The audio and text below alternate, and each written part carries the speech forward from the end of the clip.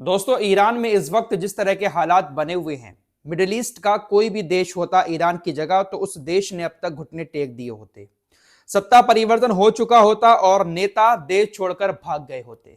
ऐसा ही कुछ और देशों के साथ भी हुआ है। मिडिल ईस्ट के अंदर जो कमजोर देश थे, सत्ता परिवर्तन हुआ और नेता देश छोड़कर भाग खड़े हुए। लेकिन ईरान अभी तक टिका हुआ है। ईरान इसीलिए अभी तक टिका हुआ है क्योंकि ईरान के अंदर जो विरोध प्रदर्शन हो रहे हैं, उन विरोध प्रदर्शनों में ईरान से ज्यादा इजरायली एजेंट शामिल हैं। जी हां, और अब चुन चुनकर अयतुल्ला खामनेई का प्रशासन उनको सूली पर लटका रहा है। गिरफ्तारियां की जा रही हैं। अयतुल्ला अली खामनेई डोनाल्ड ट्रंप से डर नहीं रहे हैं। जिस तरह से डोनाल्ड ट्रंप लगातार हमले की धमकियां दे रहे हैं, ईरान की तरफ से अयतुल्ला खामनेई की तरफ से कहा जा रहा है कि आप धमकी देकर हमारे साथ युद्ध करोगे, उसके लिए भी हम तैयार हैं। आप बातचीत हमसे करोगे किसी भी मामले पर, उसके लिए भी हम तैयार हैं। हम किसी भी मामले में आपसे पीछे नहीं हटेंगे। फिलहाल बड़ी खबर यह है कि अब काफी हद तक प्रदर्शन खत्म हो चुके हैं। प्रदर्शनकारी अब दूर दूर तक दिखाई नहीं दे रहे हैं। सैकड़ों प्रदर्शनकारियों को गिरफ्तार कर लिया गया है और जो गिरफ्तार हुए हैं उनका जब डेटा निकाला गया तो भाई साहब ये लोग सब के सब एजेंट निकले। ईरानी सुरक्षा एजेंसियों ने 200 से ज्यादा रिंग लीडर भी गिरफ्तार किए हैं, जिनके इशारे पर पूरे ईरान के अंदर ये प्रदर्शन भड़काए जा रहे थे। अब बड़ी बात कल ये सामने आई कि करोड़ों लोग अयतुल्ला खामनेई के सपोर्ट में सड़कों पर इकट्ठा हो गए। अयतुल्ला खामनेई ने इन फोटोओं को शेयर करते हुए अल्लाह का शुक्र अदा किया और कहा, देखिए ईरान वासियों, ये है आपकी ताकत। और भी बहुत सारी बातें अयतुल्ला खामनेई ने ईरान के लोगों के लिए बोली और वाकई में दोस्तों एक बड़ा जनसैलाब सपोर्ट में अयतुल्ला खामनेई के कल सड़कों पर देखने को मिला। ये इतना बड़ा सैलाब था कि जो प्रदर्शनकारी अब तक सड़कों पर घूम रहे थे उसका 2% भी नहीं थे, जो कल जनसैलाब समर्थन में अयतुल्ला खामनेई के ईरान की सड़कों पर देखने को मिला। ये बातें मैं बड़ा चढ़ाकर नहीं बता रहा हूं। हो सकता है कि अमेरिका हमला भी कर दे ईरान के ऊपर और हो सकता है कि ईरान में तबाही भी हो जाए, लेकिन अभी की जो सिचुएशन है वो मैं आप लोगों को बता रहा हूं। यही जमीनी हकीकत है।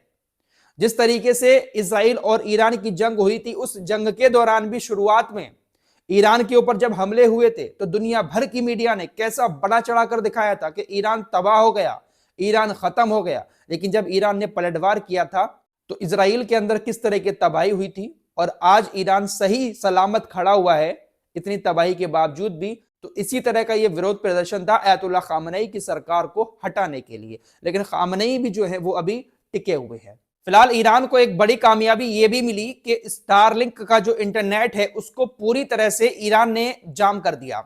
आपको मालूम ही है कि ईरान ने अपने देश के इंटरनेट को तो पूरी तरह से बंद कर दिया था, फिर स्टारलिंक आ गया, एलन मस्क आ गए डोनाल्ड ट्रंप के इशारे से और ईरान के लोगों को स्टारलिंक का इंटरनेट देने लगे। ईरान के लोगों को क्या, जो इनके खुद के लोग वहां पर भरे हुए थे उन लोगों को ही इंटरनेट प्रोवाइड करा रहे थे। लेकिन ईरान की खुफिया एजेंसियों ने बहुत अच्छे से काम करते हुए तमाम सिग्नलों की पहचान की कि कहां कहां पर स्टारलिंक के सिग्नल आ रहे हैं। और शायद ऐसा पहली बार इतिहास में हुआ होगा किसी देश ने स्टारलिंक के नेटवर्क को, सिग्नल को जाम किया हो। ईरान ने स्टारलिंक के नेटवर्क को ठप कर दिया। स्टारलिंक का इंटरनेट जो सैटेलाइट से नेटवर्क देता है वो भी ईरान के अंदर काम नहीं कर पाया। जिन देशों में भी अब तक तख्ता पलट हुआ है या जिन देशों में भी अमेरिका इजराइल जैसे देशों के इशारे पर तबाही हुई है, जब वहां पर ब्लैकआउट होता है तो एलन मस्क अपना स्टारलिंक लेकर वहां पर पहुंच जाते हैं, क्योंकि इनको भी मालूम है कि जो कुछ हो रहा है यहां पर हमारे भी लोग कहीं ना कहीं मौजूद हैं, तो उनको इंटरनेट की जरूरत है और दंगा भड़काने के लिए भी इंटरनेट की जरूरत होती है। लेकिन ईरान के लिए प्लस पॉइंट यही रहा कि सिर्फ एक दिन इंटरनेट चला, लेकिन दूसरे दिन इस तरीके से काम किया ईरान ने कि तमाम सिग्नल को जाम कर दिया। फिलहाल अयतुल्ला खामनेई का तख्ता पलट इसलिए नहीं हो पाया क्योंकि ईरान की ज्यादा जनता जो है वो खामनेई के साथ है। साथ ही साथ जो आईआरजीसी है, जो सेना है, पुलिस है, वो भी खामनेई के साथ है। और अब प्रशासन ने एक्शन लेना शुरू भी कर दिया है। ईरान की न्यायपालिका प्रमुख ने ऐलान किया है कि जो लोग दंगे में शामिल थे, जिन्होंने ईरान की संपत्ति को नुकसान पहुंचाया है, उनकी संपत्ति को जब्त किया जाएगा।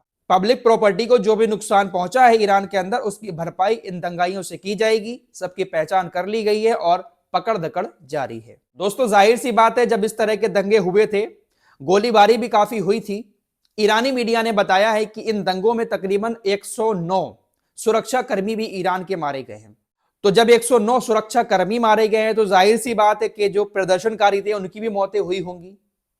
आंकड़े बताए जा रहे हैं, कहीं पर 500 हैं, कहीं पर 600 हैं। मौतें तो हुई होंगी, क्योंकि जब आमने सामने से गोली चली होगी, सुरक्षा कर्मी 109 मारे गए हैं, तो प्रदर्शनकारी भी मारे ही गए होंगे। फिलहाल इस वक्त एक बड़ी खबर यह भी आ रही है कि अमेरिका ने अपने तमाम नागरिकों से ईरान तुरंत छोड़ने का ऐलान किया है।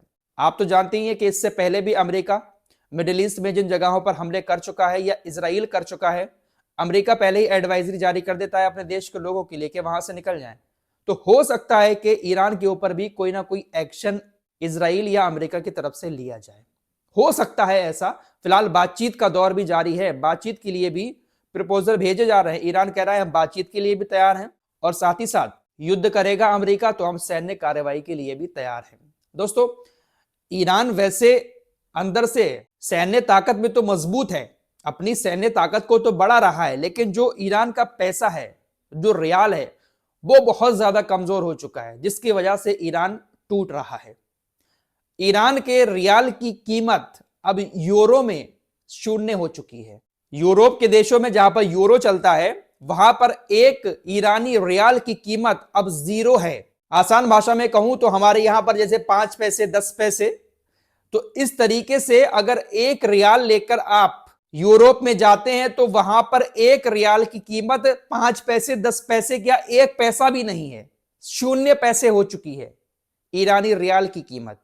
और $1 के मुकाबले ईरानी रियाल की कीमत तकरीबन 42 लाख रुपए है। तो इससे आप अंदाजा लगा सकते हैं कि ईरानी रियाल की हालत क्या हो गई है। विरोध प्रदर्शन हो रहे हैं महंगाई के खिलाफ, ये जायज है दोस्तों, क्योंकि ईरान के अंदर महंगाई बहुत ज्यादा है। वहां पर आपको एक साबुन भी खरीदना है ना, तो बड़ी बड़ी बोरियां भरकर नोट देने पड़ते हैं। 1 किलो आलू टमाटर भी खरीदने होते हैं तो बोरी भरकर रियाल देना पड़ता है। दोस्तों, हमारे यहां पर भले ही 90 रुपए तक पहुंच गया है डॉलर, लेकिन फिर भी गनीमत है भाई। कहां $1 की कीमत 44 लाख रियाल और कहां सिर्फ 90, फिर भी बहुत गनीमत है। हालांकि हमारा रुपया भी गिर रहा है, लेकिन 90 रुपए पर भी बहुत गनीमत है। और देशों के मुकाबले अगर देखा जाए तो हमारे यहां का रुपया फिर भी काफी स्ट्रांग है।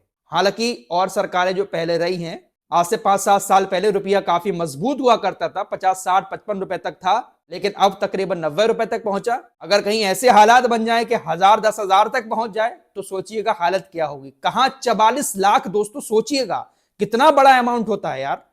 $1 की कीमत 44 लाख।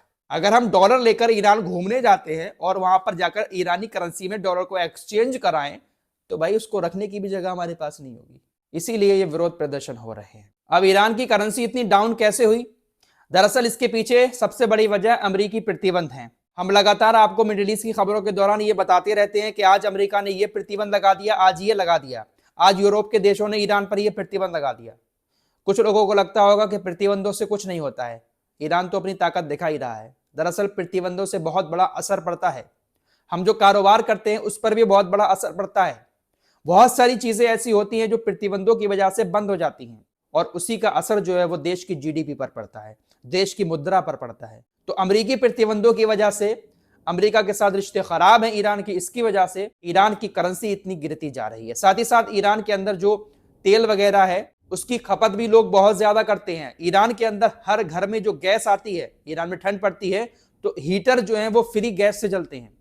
गैस तेल बहुत ज्यादा है, तो सरकार ने ये कहा भी अभी हाल ही में स्टेटमेंट दिया कि आप खपत थोड़ी सी कम कर दें तेल की और गैस की, तो आपका पैसा खुद ब खुद ऊपर बढ़ना शुरू हो जाएगा। आप ज्यादा से ज्यादा खर्च कर रहे हैं। सरकार कह रही है कि इसके जिम्मेदार हम खुद ही हैं। कहीं ना कहीं हम अपनी जिम्मेदारी को ठीक से नहीं निभा पा रहे हैं, इसलिए करेंसी डाउन हो रही है। साथ ही साथ अमेरिका प्रतिबंध लगाकर उसको और ज्यादा निचोड़ रहा है। फिलहाल इस रिपोर्ट में इतना ही। लेटेस्ट अपडेट के साथ फिर हाजिर होऊंगा। अमेरिका इजराइल अगर कुछ करते हैं ईरान के साथ तो जल्द ही अगर कोई अपडेट आया आपको बताने जरूर आऊंगा। चैनल को सब्सक्राइब करके हमारे साथ जुड़ सकते हैं।